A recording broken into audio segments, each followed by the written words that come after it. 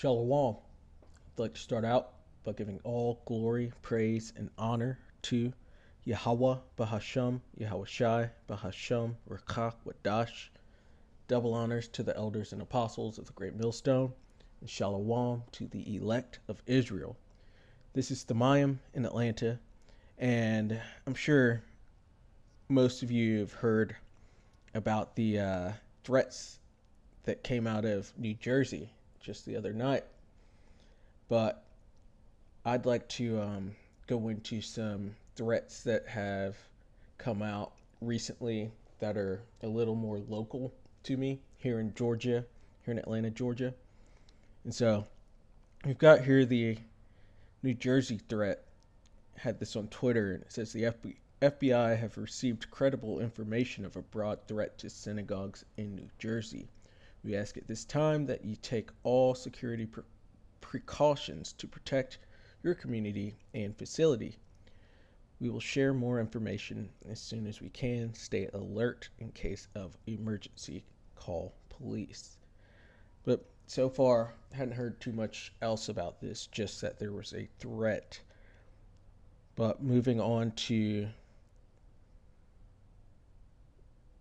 some threats that are, or some things that are going on that are a little more local to Atlanta, Georgia. This was just the other weekend during the UGA Florida game, Georgia-Florida game, which was held down in Jacksonville, Georgia. But on this display, you see right there, it says Kanye is right about the Spartans. And that's a very large game. It's sort of a rivalry game. So a lot of people were there in Jacksonville to see this. And you can tell, or you know that Jake didn't do this. Jake doesn't have money to go displaying something like this, nor the connections to do it. I mean, yeah, there are some Jakes that could, but I wouldn't be surprised if this was Amalek himself doing this just to build up the narrative against Jacob. When I say Jake, I'm referring to the Negroes, Latinos, and Native Americans who are biblical Edomites. And when I say Amalek, I'm referring to the 1948ers with small hats that are currently in the land claiming to be the Lord's people. The next one happened yesterday here in Atlanta in a park called Brookhaven. It's right outside of Buckhead. There's a pretty good population or larger population of small hatters there as well. And this just happened. We'll go ahead and listen to it. Anti-Semitic vandalism spray painted on buildings. Someone scrawled hate-filled messages in several places in Brookhaven. Channel 2's Tom Regan live where this is upsetting quite a lot of people. Tom. Yeah, Karen, as you'd expect, this is especially upsetting for people in the Jewish and the black community. The offensive message that was scrawled on this church sign has since been removed, but the person who did it could still face charges. Brookhaven, now the latest metro community to be hit with anti-Semitic vandalism. Overnight, someone spray-painted the offensive, hate-filled messages on a stop sign, the side of a town hall, and a church sign. One of them was one of the most horrific anti-Semitic slurs that you can say. The writings included Jews kill blacks and Jews enslave black lives, which Dov Winkler says couldn't be further from the truth. The black and Jewish communities were significant partners during the civil rights movement. He says the recent spike in anti-Semitic messaging can be blamed in part. I'm going to stop it right there just because I heard a lie.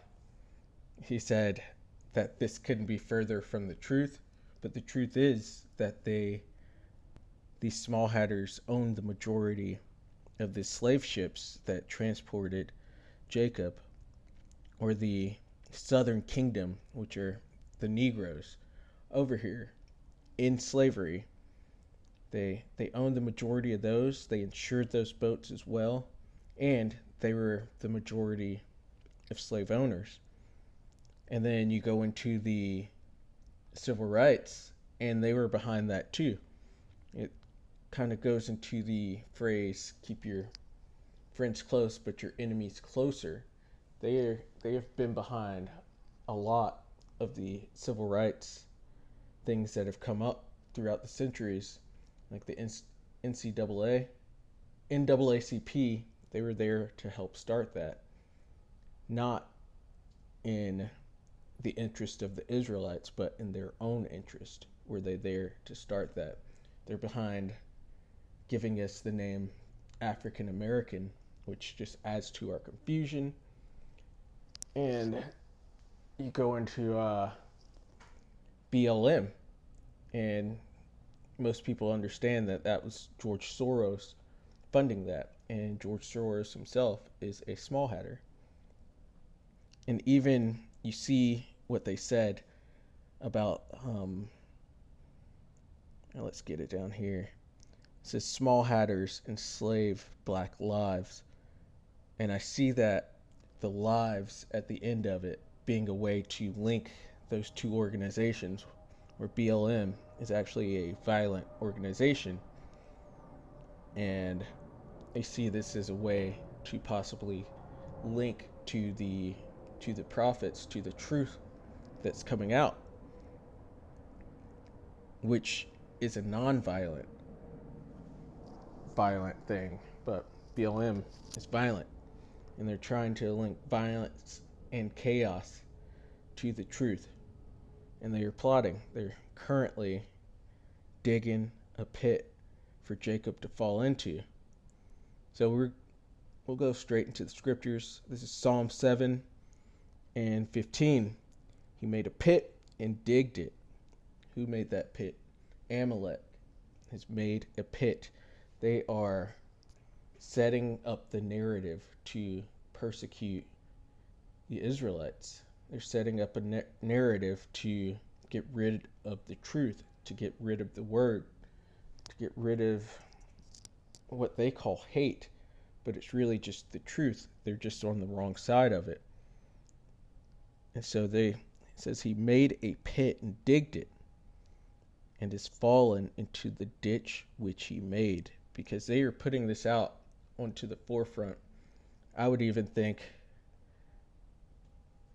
that the call that threatened New Jersey, I wouldn't put it past Amalek that he did it himself, called in and made some threats so that he can point the finger at Jacob.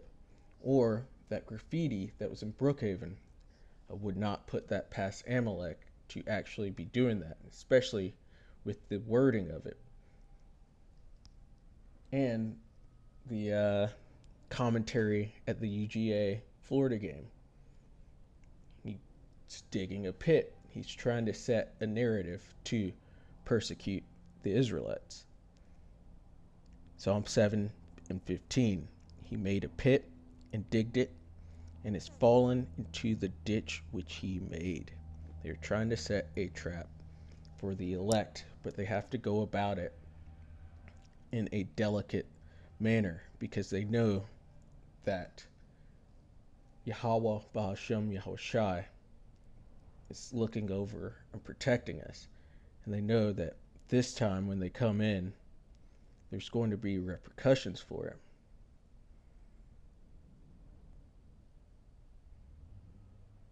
This is 2 Corinthians 13 and 8. It says, for we can do nothing against the truth, but for the truth. And so they're setting these traps and digging these pits and actually putting the spotlight onto the truth. Or not onto the truth, but they're putting the spotlight onto this narrative that is building, that is that the Negroes, Latinos, and Native Americans are the true Israelites, and that they, or just by saying that, it's saying that they are not that these small hatters are not the biblical people, and they're trying to come at it in a roundabout way and trying to show a false narrative that's not really there, but it's all going to fall back onto them. They're going to fall into that pit, and no matter what you bring out, it's going to make people eventually look to find the truth in what's being said. And so you could do nothing against this truth but for it. You could do nothing against the prophecies, because this is going to happen. They have to come out of power. They have to be exposed as faking to be the Lord's people. And Jacob has to eventually get the blessing. There's nothing they can do against this, even though they plot and plan. It's all going to turn onto their heads. This is 2 Esdras 6 and 28. As for faith, it shall flourish, and with the elect, faith is flourishing now. Corruption shall be overcome. That corruption being the Edomites, and more so Amalek and their corruption in high places. But as Yahushai's return gets nearer and nearer, this corruption will be overcome until he finally comes and puts down the wicked being the Edomites, the self-proclaimed white people and the self-proclaimed small hatters. They're going to be overcome, as well as the other heathen. And the truth, which hath been so long without fruit, shall be declared. As it said in Hosea, in the land where it said, "You are not my people, you are my people." This is going to be said before everything is done. This is going to come out. It's going to be declared, and it's being declared right now. There's still people that don't believe it, but when everything's said and done, it will be known that the Lord has loved us. And so, Lord willing, that was edifying. Keep your eyes and ears peeled and open, because Esau's making plans. They are trying to come against the Lord's men, against his people. But as it says, when the enemy shall come in as a flood, the Lord will lift up a standard against him. So we've got nothing to worry about. So with that, I'd like to give all glory, praise, and honor to Yahweh Bahasham, Yahushai Bahasham, Rakak Wadash. Double honors to the elders and apostles of the Great Millstone, and Shalom to the elect of Israel.